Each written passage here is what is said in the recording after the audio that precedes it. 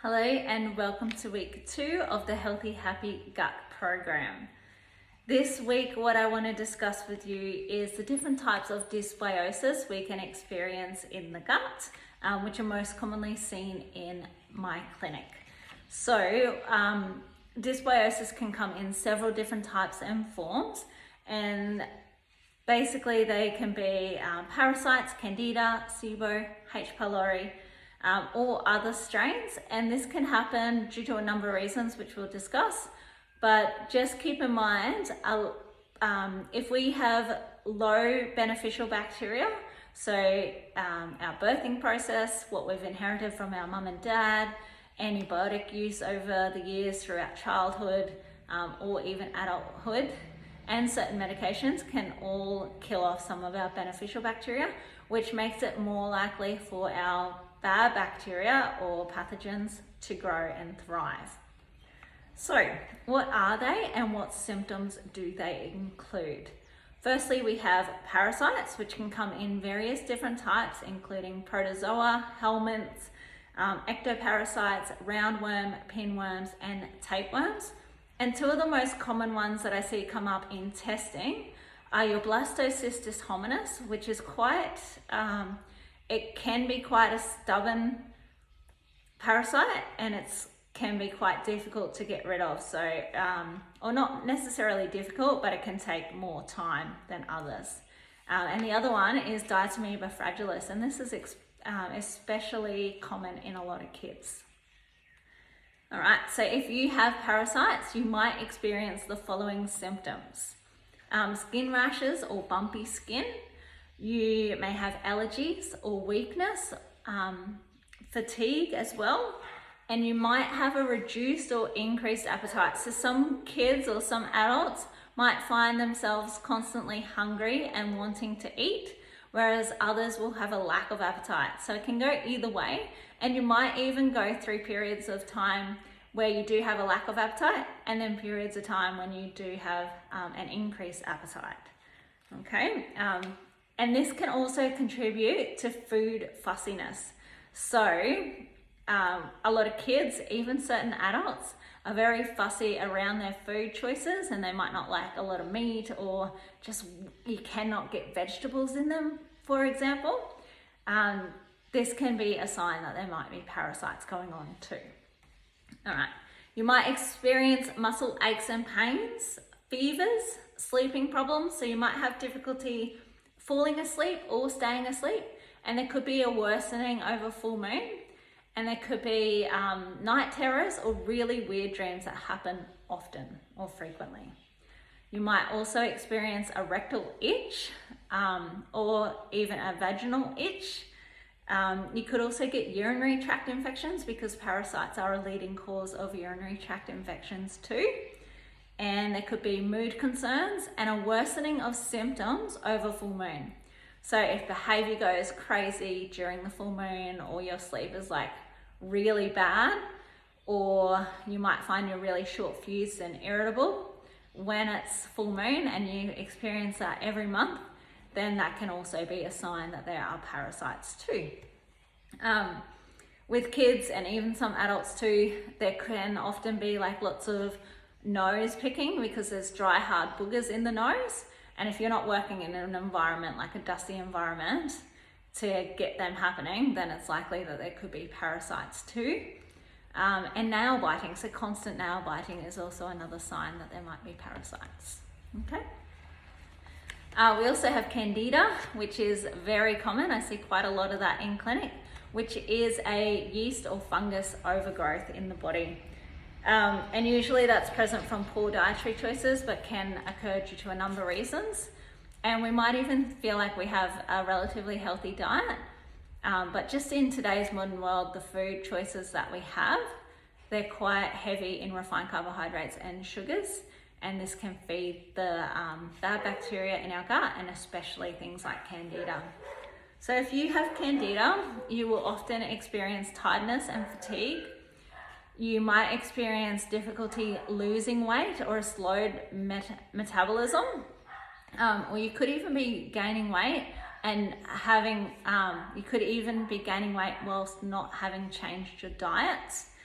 Often with candida, you'll experience constipation. It's not always the case. There can be diarrhea, but constipation is a little bit more prominent in candida.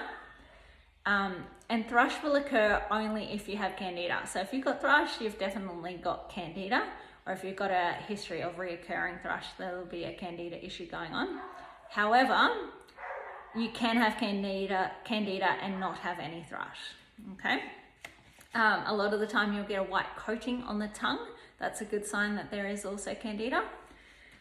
Some people will get like itchy ears or feel the need to clean them often because they feel congested. So that's a sign of candida. A lot of people with candida will also have sinus infections or a constant sinus congestion going on. And they'll feel this facial pressure, especially like if they tilt their head down, they feel this pressure in their head. So that is also a sign that there is candida there. Phlegm in the throat is another one. So if there's a lot of throat clearing going on, or there's excess mucus production where you've got like this constant lots of saliva that you need to clear, another sign of candida.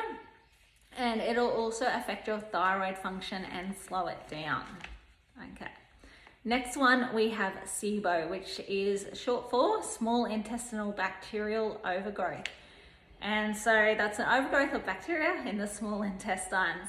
So often you'll experience bloating, and there'll be quite obvious or prominent abdominal distension.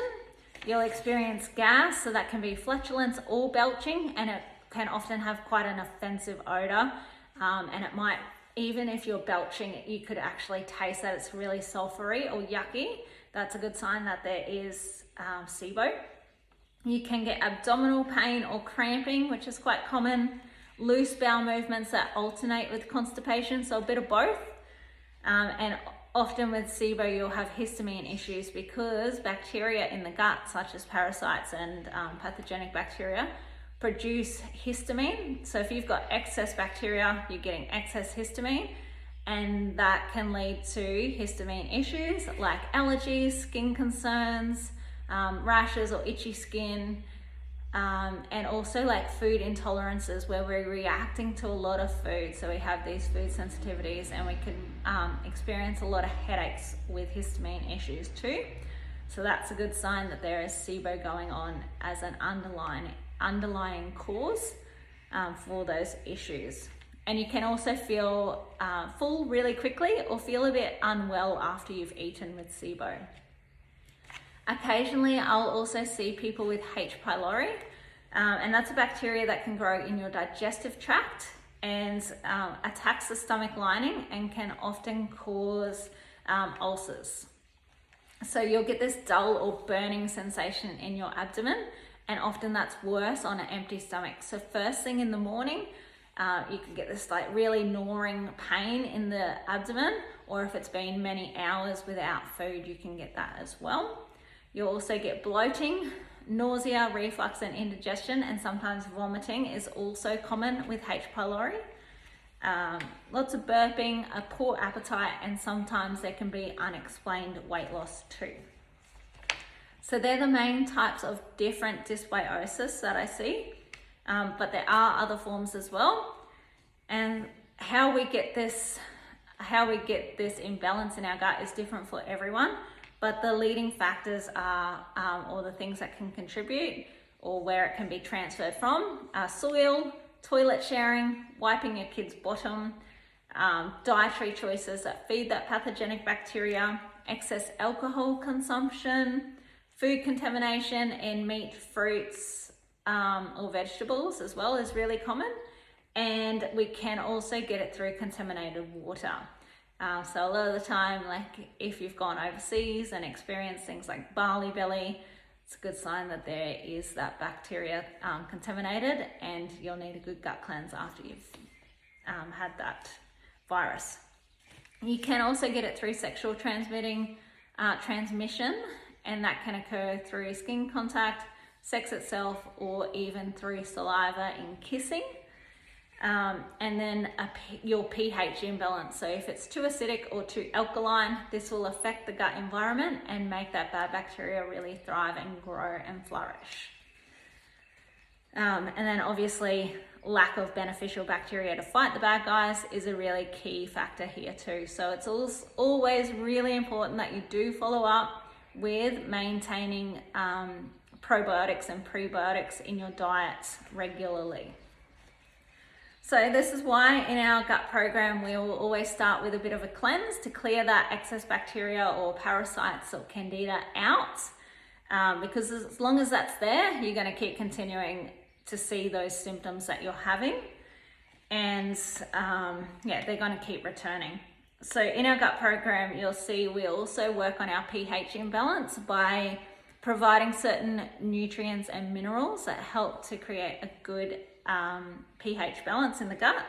We'll also use herbal medicines that are antimicrobial, antifungal, antiparasitic, or anti-protozoal, so gets rid of protozoa. And we will also support our elimination pathways to make sure we're clearing them from our body effectively through supporting digestive function and liver function and elimination. So it's really important that we do that because we can go in and kill the bacteria, but if we're still constipated, then it's going to stay in our gut and produce toxins and make us feel even worse. So it's really important that you have guidance when you are doing a gut cleanse.